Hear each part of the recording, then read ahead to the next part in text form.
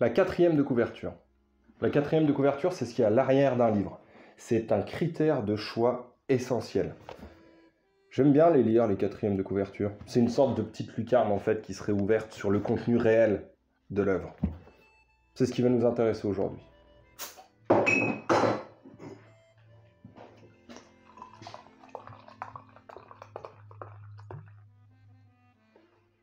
Alors merci, Silverback, pour cette bière. Alors du coup, qu'est-ce que ça dit? Ça dit en fait que c'est une bière fumée au chamallow. Scotch Ale, quelque chose qui va être très sucré. De manière générale, j'aime pas trop les bonbons ajoutés dans la bière, en tout cas ces odeurs de bonbons. Mais là, on va voir. Ah ouais. Et c'est vraiment bizarre, je suis vraiment content parce que on sent le chamallow tout doux, tranquille, un côté fumé, feu de bois. Pour tous ceux qui ont une enfance à peu près correcte, vous avez tous fait un feu de camp. Quand vous faites un feu de camp, vous faites griller les chamallows et ça a une odeur très très très particulière. Il faut savoir que le nez et le cerveau sont très très proches, hein, ça se voit, mais surtout, les qualités olfactives de quelque chose peuvent vous ramener à des souvenirs.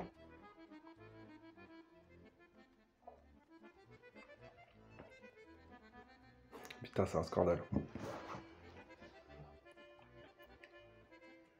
Ouais, franchement, il y a un côté caramel juste brûlé, juste ce qu'il faut pour rajouter un petit peu de caractère.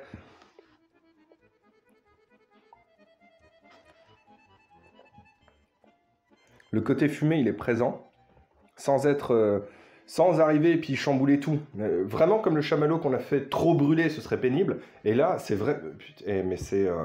Donc cette bière-là, je vais la faire goûter à un ami qui se reconnaîtra, et on pourra en parler pendant des heures. Mais vous n'êtes pas venu pour ça. Alors, voici la boîte. Donc c'est grand, hein. C'est une grande boîte, hein. J'ai pas un grand angle, donc du coup on va la laisser comme ça. Moi les boîtes d'une manière générale ça m'intéresse pas, c'est pas mon truc. Déjà j'ai énormément de répliques d'occasion, donc il n'y a plus la boîte d'origine. Mais ici ce qui est le plus beau sur cette boîte, c'est ce qui se voit pas, justement. Et ce qui se voit pas, c'est la quatrième de couverture. Un éclaté complet de la réplique, de très bonne taille, ce qui va vous permettre voilà, de bien identifier toutes les pièces. C'est une quatrième de couverture, c'est une quatrième de couverture de grande qualité parce que, comme dit Confucius, une image ça vaut 1000 mots. Imaginez le nombre de mots qu'on peut mettre sur cette boîte. Je vais la ranger et on va commencer.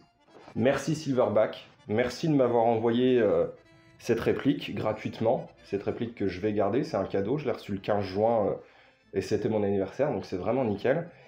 Merci aussi de votre bière. Franchement, c'est adorable. Les pickles, comme ça on pourra se faire des vidéos bien tranquilles avec des saveurs du monde. Mais surtout, merci d'avoir été présent pour répondre à toutes les questions que j'ai pu vous poser sur ce TAC 41 parce que il y avait énormément de questionnements par rapport à la conception, pourquoi tel choix, pourquoi tel autre, pourquoi pas ci, pourquoi pas ça. Et merci aussi, vraiment merci d'avoir remis le joueur au centre de la conception d'une réplique. Remettre le joueur au centre de la conception. Ça commence déjà par impliquer le joueur, impliquer dans ce qu'il va devoir faire. Quand vous allez recevoir cette réplique, vous allez devoir la monter vous-même. Rassurez-vous, on a tous déjà monté un meuble Ikea, hein, ou même des Lego techniques. Voilà, même des Lego techniques. Ici, on va devoir monter notre réplique, parce qu'elle arrive en deux parties qui vont être reliées et mises en relation avec une troisième. C'est simplissime, et ça va vous permettre de découvrir certains emplacements sur votre réplique. Ici, vous allez pouvoir démonter l'appui-joue. Sous l'appui-joue, il y a une plaque souple en caoutchouc. On l'ouvre et il y a deux outils qui sont ici. Donc quand il y avait eu la présentation 3D de cette réplique de TAC 41, beaucoup de personnes ont dit « Ah, ça fait comme Striker ». Oui, le seul point commun qu'on pourra trouver entre les deux, c'est qu'il y a déjà des outils à l'intérieur. Ce sont des outils qui vont vous permettre d'assembler pour la première fois votre réplique. Comme je vous l'ai dit, lisez bien le manuel. Donc voilà, le manuel, il est en français, ça vous explique énormément de choses sur ce qui se passe un petit peu dans le TAC 41. Et il y a quelque chose qui m'intéresse vraiment beaucoup, c'est une phrase que j'ai vraiment adorée. C'est, deux points, je cite, « Pour éviter toute déviation latérale de la trajectoire de tir, ce qu'on appelle très communément un side spin. Assurez-vous de bien garder le fusil vertical lors du tir. Et ça, c'est remettre aussi le joueur au centre. Parce que, de manière systématique, si je prête une de mes répliques snipe, une de mes répliques DMR à quelqu'un, Atabi, elle part à gauche, ou Atabi, elle part à droite. Non, non, non. Elle part ni à gauche ni à droite. Hein. C'est vous qui induisez un side spin. Donc, pour assembler votre réplique, vous allez prendre votre culasse. Donc, chose, parce qu'après, je ne la redémontrerai pas.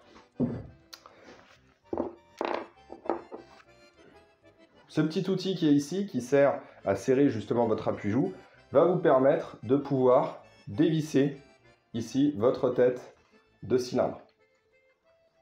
C'est élégant. L'assemblage est très simple. On prend notre culasse et on presse la queue de détente. Tac.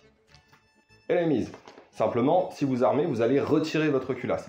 Vous allez devoir utiliser cette petite pièce, mettre le morceau qui est plat, direction sortie de réplique, vous enfoncez, vous retirez votre petite clé Allen avec son pas de vis, et votre réplique est assemblée.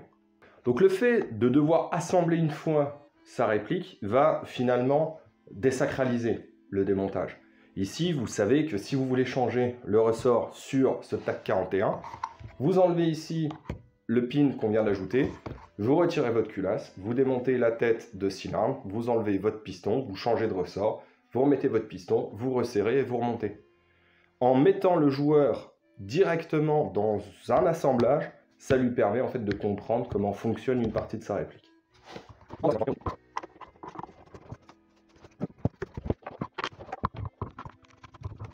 C'est une réplique qui est parfaitement ambidextre. Et là, Silverback a pensé à la minorité invisible. Alors ça se dit, minorité invisible, ça se dit. Il y a de la novlangue partout maintenant, mais là, ça a été véritablement pensé. Il y a des pièces à démonter pour passer la poignée complètement de l'autre côté. Et ça a été véritablement pensé avant. C'est pas comme certains snipers qui sont vendus maintenant. Voilà, je vous laisse, voilà. Qui vous disent, bah, vous démontez l'arrière, vous le tournez, bon, ça ne se refermera pas complètement, vous perdez la sécurité, bon, c'est bien pour les gens que c'est. Hein. C'est comme si Silverback avait dit, bon, bah, mon Silverback, il pèse 2,6 kg, c'est super intéressant, parce que si vous avez des feuilles de papier, bah, vous posez votre Silverback dessus comme ça, et elles ne s'envolent pas. Voilà. Et quand on voit le tarif pour passer un VSR en gaucher, un L96 en gaucher, ou d'autres répliques en gaucher, ici, Silverback nous propose quelque chose qui est vraiment étudié pour le joueur. Allez, concernant la Madeleine de Proust, là franchement les gars, vous avez assuré, c'est abusé. On est sur une mécanique qui va reprendre le grand volume du TAC 41, donc 41 pour 41 cm3 de volume d'air exploitable sur cette réplique. Et ce qui est intéressant, c'est que ici, ça réplique pas quelque chose de réel, même s'il y a certaines inspirations. On va pouvoir comprendre que la mécanique a été conçue, puis la crosse a été ajoutée dessus. Ce qui permet de s'affranchir d'énormément de contraintes en termes d'espace, de choses comme ça, parce que quand on réplique une arme déjà existante, on va essayer de se rapprocher des cotes réelles. Si vous regardez par exemple la vidéo sur le SV98 Specna Arms, ils ont essayé de copier un SV98, mais en y insérant une mécanique pas dire de mauvaise qualité, mais pas adapté au rôle de la réplique. Ici, c'est complètement différent. On a fait les choses dans l'ordre, entre guillemets. On a fabriqué et réutilisé des pièces de SRS pour justement remettre une crosse autour, ne plus avoir le système bullpup qui pouvait perturber certains, mais avoir un bolt classique, tout en gardant les performances. Cette réplique, elle a mis ma patience à l'épreuve parce que je pensais vraiment avoir du mal à attendre de faire une vidéo sur cette réplique d'origine et ensuite de la modifier. Alors, l'Antre du Dingo a fait une très très belle vidéo, très complète sur le TAC 41 pour expliquer tout l'interne, etc. comme à son habitude. D'ailleurs, j'en profite, ton colis est prêt, j'attends encore une référence et il va partir, voilà. Et Diaboloman en a fait une aussi.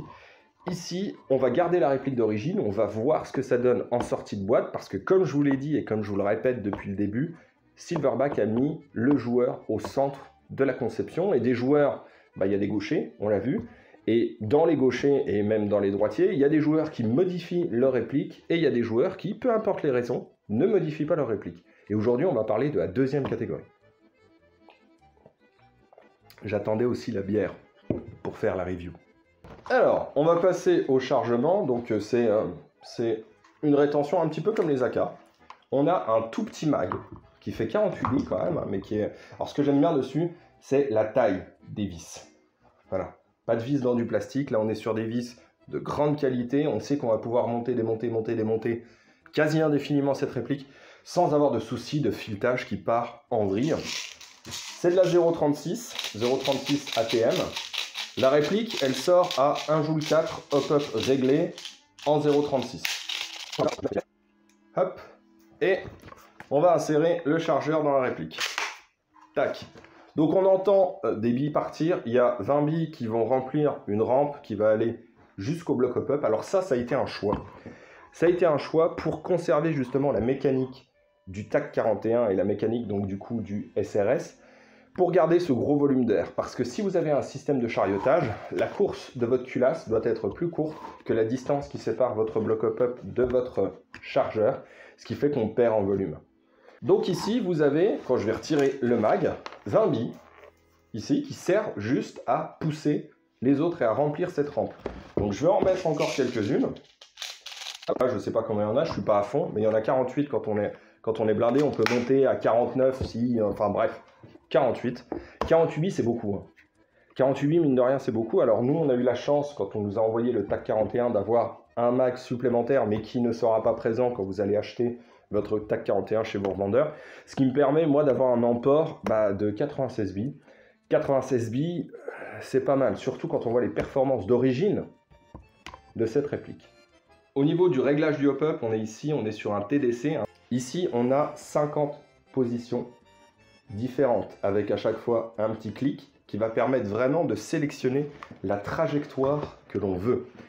Ici, pour les tests que j'ai faits, j'ai choisi la trajectoire que j'emploie 90% du temps, donc quelque chose de rectiligne, une légère montée en fin de course, et on retombe.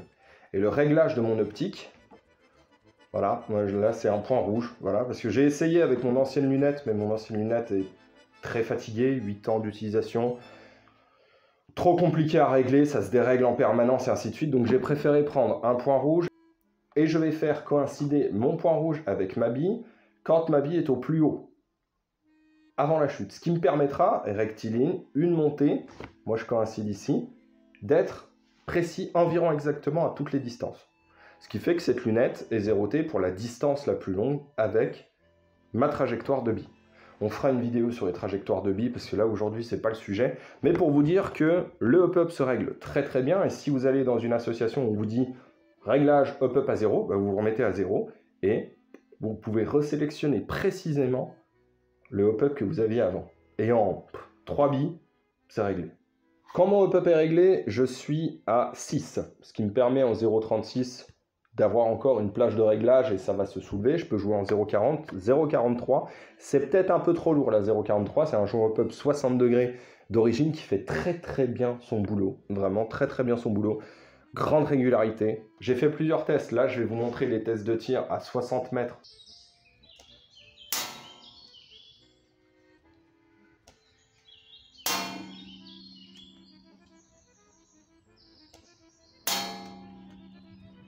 « 70 mètres.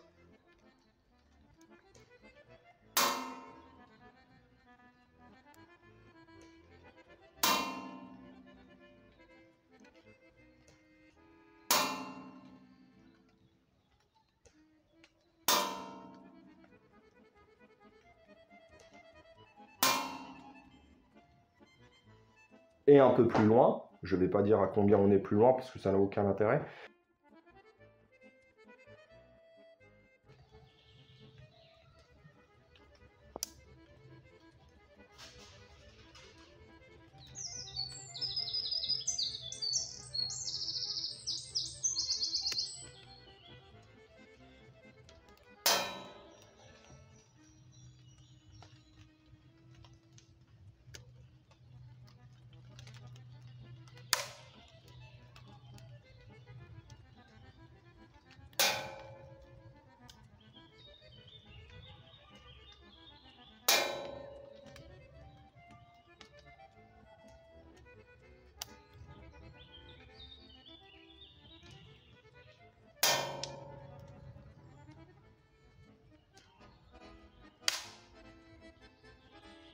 Donc moi, perso, je suis bluffé. Perso, je suis bluffé. Alors on pourra se poser la question de l'objectivité de cette vidéo avec oui, c'est Silverback qui t'a envoyé ça, machin, truc, bidule, gna gna gna la planète.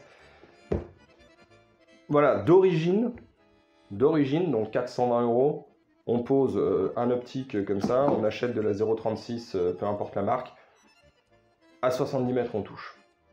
À 70 mètres on touche. Alors pour revenir un petit peu sur le côté statistique, parce que j'ai pas pris le temps là de... Ah là, je vais pas vous montrer des touches, ça sert à rien, la vidéo durerait des heures. J'ai fait un truc très simple, j'ai fait 50 mètres, 50 tirs, hein, enfin 48. Voilà, j'ai fait un MAC complet. 48, on touche 48 sur 48 à 50 mètres dans le buste.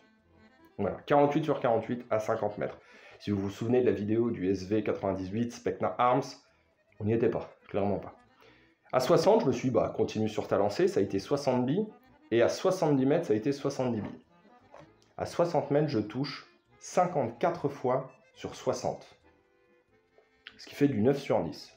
Et les billes que je n'ai pas comptées, c'était les billes qui tapaient ce qui repose Tyrion, on va appeler ça ses jambes, mais c'est un fût. Voilà.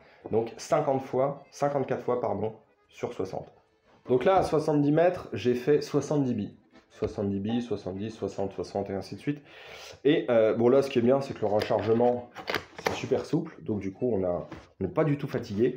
Et là c'est encore plus édifiant, on touche. Mais c'est pareil, c'est le même ratio. 63 fois sur 70. On est à 9 sur 10 à 70 mètres dans un buste. Et les 7 billes qui n'ont pas touché, les 7 billes, il y en a 3 qui étaient en dehors de la zone complète. Et les 4 autres étaient dans les pieds de Tyrion. C'est vraiment quelque chose qui va rebattre les cartes. Parce qu'on m'a toujours dit, quand j'ai commencé l'airsoft, ne te mets pas au sniping, c'est cher, il va falloir upgrade, c'est exigeant, c'est point rouge, 0,36, 420 €. On va sur le terrain et on va rebattre les cartes. On va rebattre les cartes parce que là, c'est utiliser une mécanique qui plaira à tout le monde, parce que les systèmes bullpup sont arrivés quand même un peu plus tard. Donc là, un Joule 4, hein. Je suis un Joule 4. Quand on se reverra pour reparler du TAC 41, on ne sera plus un Joule 4. Hein. Et on verra vraiment ce que ça donne et quel est le potentiel. Parce que c'est ça aussi, remettre les joueurs au centre. C'est faire une réplique qui, dès la sortie de boîte, permet de jouer et de prendre énormément de plaisir à jouer. C'est hyper régulier. Pour peu que votre red dot ou votre lunette soit réglée correctement, comme je vous ai dit, moi c'est environ exactement jusqu'à la distance maximale. Et ça permet aussi le côté bac à sable des joueurs qui ne sont pas forcément plus expérimentés, mais simplement préfèrent mettre les mains à l'intérieur, modifier ceci, cela. On va se faire plaisir avec un piston masse variable, merci Silverback. On va se faire plaisir aussi avec de l'air brake, on va se faire plaisir aussi en ajoutant un modérateur de son. Bon, ça tout le monde peut le faire, hein. C'est assez simple. Mais tout ça va nous permettre de répondre à un besoin. Voilà, un produit, quand il est dessiné, il répond à un besoin. Il répond à un besoin pour les gauchers d'être ambidextres, il répond à un besoin pour les gens qui ne veulent pas démonter une réplique, qu'elle soit jouable en sortie de boîte et prendre du plaisir avec. Elle répond aussi au besoin bac à sable de faire tout plein d'optimisation et de faire ses petits tests de physique directement chez soi. Donc ça là-dessus, vous pourrez juger de mon objectivité en regardant la vidéo, mais là, je pensais que ces 2 semaines en la laissant d'origine allaient me peser et mettre à mal ma patience. Finalement, absolument pas. Alors, on va faire attention parce qu'à l'intérieur, il nous reste encore les billes qui alimentaient la rampe. Si vous avez ici, si vous le voyez, voilà, un petit truc rouge, on va le voir peut-être à moitié, voilà. Vous appuyez dessus, vous mettez bien votre main en dessous et vous allez faire tomber toutes les billes. On va régler... on va pas dire le lâcher de détente, alors je sais pas si ça se dit comme ça, mais en fait on va régler le cire. Donc on arme, on fait attention de ne pas presser la queue de détente à ce moment là, sinon votre culasse va repartir très fort devant, risque d'endommager peut-être des choses, on ne sait pas. Là ma réplique elle est armée, donc ce que je vais faire, je la retourne, je prends la clé Allen qui est fournie et qui est à l'intérieur ici, et je vais visser. Je vais visser la vis qui est la plus proche de la sortie de mes billes. Je visse, je visse, je visse, et à un moment, ça va tirer tout seul. Voilà, encore un peu. Voilà. Là, ça a tiré tout seul. Je vérifie la position de ma clé Allen et je dévisse d'un tour complet. Hop. Ce qui me permet maintenant d'avoir une réplique qui s'arme correctement et avoir une détente très souple. Mais attention, attention. On a vu que j'ai vissé jusqu'à ce qu'il y ait le tir qui parte et j'ai dévissé d'un tour complet. Si vous dévissez de moins d'un tour complet, votre piston va être retenu vraiment par très très peu de choses. Et il se peut qu'un choc fasse partir le coup. Donc, dévisser d'un tour, la détente est déjà super souple. Il n'y a pas besoin d'aller chercher plus loin. Maintenant, on va aborder le côté course de la queue de détente pour essayer de mettre la queue de détente le plus en arrière possible, pour avoir une détente sensible avec une course très courte. On va se placer sur la deuxième vis. Et ce que je vous conseille de faire, c'est ici d'essayer d'enclencher la sécurité. C'est ça, en vissant, qui va vous permettre de savoir, là, vous voyez, ici, là, je ne peux plus mettre ma sécurité. Donc je sais que je dois hop, reculer un peu, et là, je peux la réenclencher. Donc c'est ça votre position. Là, je vais le mettre volontairement, hop, là, je ne peux pas mettre ma sécu. Je dévisse un peu, et là, je peux mettre ma sécu. Donc là, ma détente, elle est réglée poids mini et course minimum.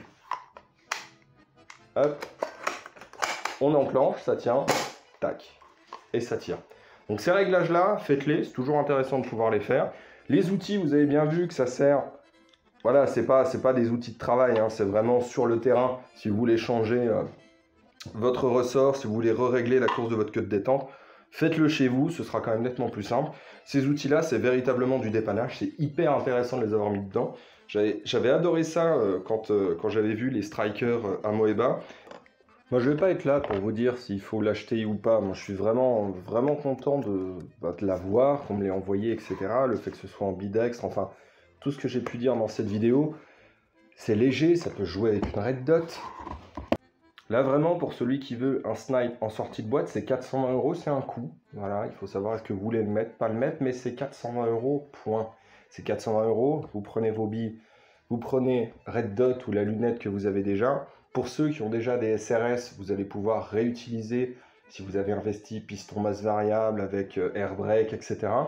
La cup qui est à l'arrière, enfin l'accroche sur le TAC 41 est différente, mais elle se vendra en pièces détachées, ce qui vous permettra très rapidement de pouvoir changer et interchanger un petit peu les pièces que vous avez déjà investies dans le sniping. Moi, ce que je peux vous dire, c'est qu'on va le revoir, cette réplique. On va la revoir, elle va revenir. Une fois, c'est certain, plusieurs fois peut-être, pour voir ce qu'on peut faire avec, parce que là, c'est un terrain de jeu qui m'a donné envie de me racheter une lunette russe, quand même, hein, russe avec un montage Weaver pour mettre dessus, vous l'aviez vu dans la SV98. Je vais mettre un S-Up dessus, je vais faire plein de petits tests pour que pas à pas, on puisse ensemble progresser dans les modifications, si besoin de modifications il y a sur ce TAC 41. Il n'y aura pas de canon polymiroir. Non, c'est un canon qui est en laiton mais qui a été passivé. On verra ce que c'est que la passivation, on fera une petite étude là-dessus. On va voir aussi 2-3 phénomènes de joule creep. Là, on va y revenir. Ceux qui ont les oreilles qui saignent dès qu'on entend joule creep, là, on va y aller parce qu'on peut énormément optimiser cette réplique. Déjà que sur le VSR10, on peut l'utiliser à son avantage. Ici, ce serait bête de s'en priver, tout en restant, bien évidemment, dans la limite légale. Merci les gars pour ce TAC 41. Encore une chose, un atavisme, quelque chose que moi j'ai adoré quand j'étais petit, c'était jouer au bandit avec cette position de main. C'est exactement la même qu'on retrouve ici. Pour ceux qui se poseraient la question de cet angle droit qui est quand même assez raide, hein, ça tombe tout pile. Ça tient, on a la sécu qui est pile devant. La prise en main, c'est d'une légèreté, il en faudrait deux pour faire un akimbo avec. Franchement, c'est... Là, Silverback, vous nous avez régalé. Merci aussi de m'avoir laissé toute la liberté de ton, parce que pour dire juste la petite histoire, hein, pourquoi il y a eu le format YouTube Friendly, parce que quand on a commencé à discuter sur le fait qu'ils allaient m'envoyer cette réplique-là, moi je leur ai dit, vous faites un énorme effort, parce que j'ai pas beaucoup d'abonnés, hein. Vous faites un énorme effort de m'envoyer cette réplique. Moi aussi, de mon côté, je peux faire un effort pour pas qu'elle se fasse striker directement sur YouTube. Ils m'ont appelé directement en me disant non, tu ne changes rien, tu ne touches à rien. On a apprécié ce que tu faisais. C'est pas parce qu'on t'envoie une réplique qu'il faut que tu changes. C'est franchement les gars, génial, disponible. On pose des questions, on a les réponses. Schéma technique, support technique, explication. On s'est eu plusieurs fois au téléphone pour parler de cette réplique parce que vraiment on peut parler pendant des heures et vous êtes venus pour ça.